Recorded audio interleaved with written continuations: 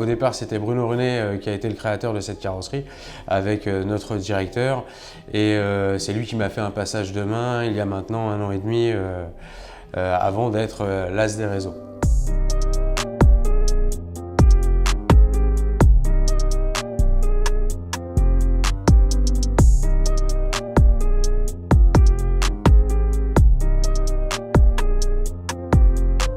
Stéphane Caron, gérant de la carrosserie en Beau, lauréat des As des réseaux 2022. Je suis arrivé dans l'automobile par différentes phases en fait. C'est que j'étais serveur et je faisais les saisons. Et les saisons d'hiver étant en creuse, il a fallu bien se reconvertir. Et j'ai eu la chance que quelqu'un me tende la main pour apprendre le métier, pour rentrer dans l'automobile sur le tas. Dans un premier temps, et ensuite j'ai gravi les échelons par différentes phases, que ce soit de la mécanique, de l'atelier ou de la réception, pour finir responsable service après-vente. Et puis le nouveau challenge a été de passer toujours dans l'automobile, mais en restant dans la carrosserie cette fois.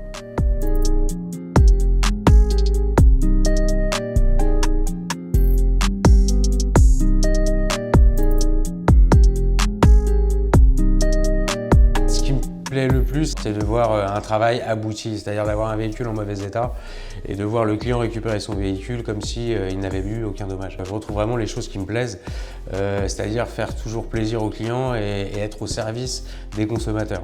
Il faut toujours se battre pour valoriser ce métier, que ce soit valorisé au niveau des temps vis-à-vis des experts ou que ce soit vis-à-vis des clients, leur faire comprendre que faire une réparation sur un véhicule, ça prend un certain temps, ça se fait pas en 3 minutes.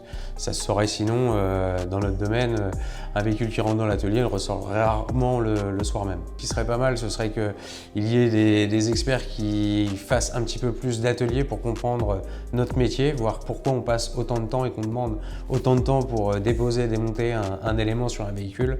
Mon rêve, c'est qu'un jour, il y ait des personnes formées, parce qu'on voit que dans les ateliers aujourd'hui, il y a très peu de monde, où il y a beaucoup de recherche de carrossiers peintres. Je le vois dans plusieurs régions en tout cas. Et ce qui serait top, ce serait de retrouver vraiment l'envie aux jeunes de faire ce métier. D'ailleurs, on va prendre cette année au minimum un apprenti, voire peut-être 2. Transmettre la passion de l'automobile aux générations futures.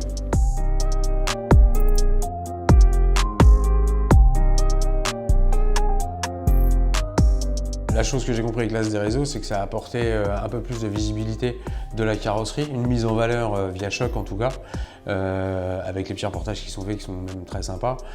Ça nous permet d'être un peu plus vus, même que ce soit autour de nous, de faire comprendre notre métier, même à notre entourage. La communication, je m'aperçois que c'est très important et je pense que tous, nous allons dans le domaine être obligés de toute façon de communiquer sur notre travail.